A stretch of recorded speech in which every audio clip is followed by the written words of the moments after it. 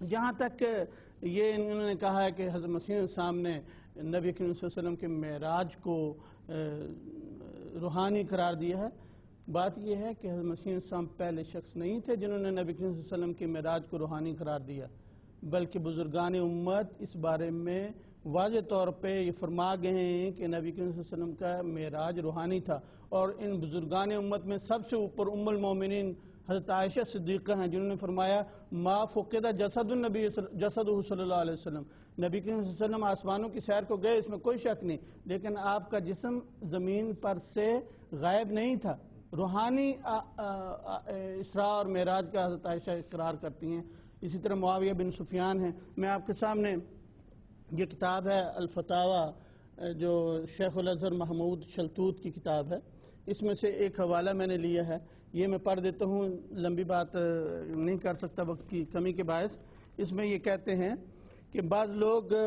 معراج نبی کو دلیل بناتے ہیں حضرت عیسیٰ علیہ السلام کے ظاہری اور مادی رفع کے لیے۔ کہتے ہیں جب نبی کریم صلی اللہ علیہ وسلم ظاہری طور پہ آسمان پہ چلے جا سکتے ہیں تو حضرت عیسیٰ علیہ السلام کیوں آسمان کے اوپر اس جسم کے ساتھ زندہ نہیں ہو سکتے؟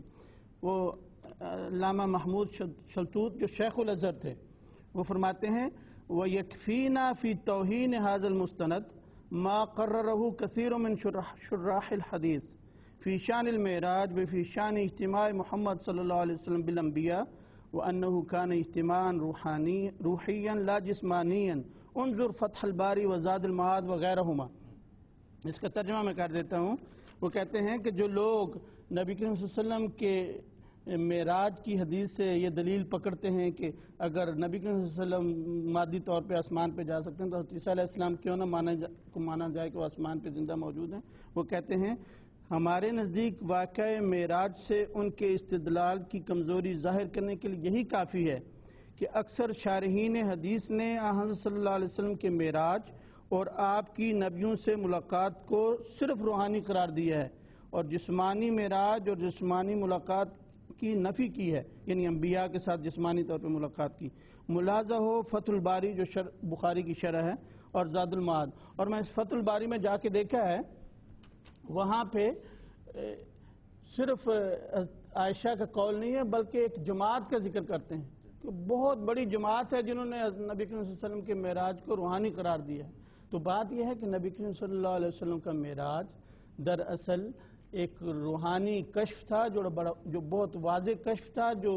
بیداری اور نیند کے درمیان کی کیفیت کے درمیان تھا، جو اہل اللہ ہمیشہ ایسی کیفیات میں سیریں کرتے ہیں، اور اس میں دراصل اشارہ تھا نبی کریم صلی اللہ علیہ وسلم کے اس مقام قاب قوسین کی طرف جس میں کوئی اور بشر ملائک شریک نہیں ہیں۔ نبی کریم صلی اللہ علیہ وسلم کی عظمتوں کی طرف اشارہ تھا، نبی کریم صلی اللہ علیہ وسلم کی دوسرے انبیاء پر فضیلت کی طرف اشارہ تھا، اس میں نبی کریم صلی اللہ علیہ وسلم کی امت کی دوسری انبیاء کی امتوں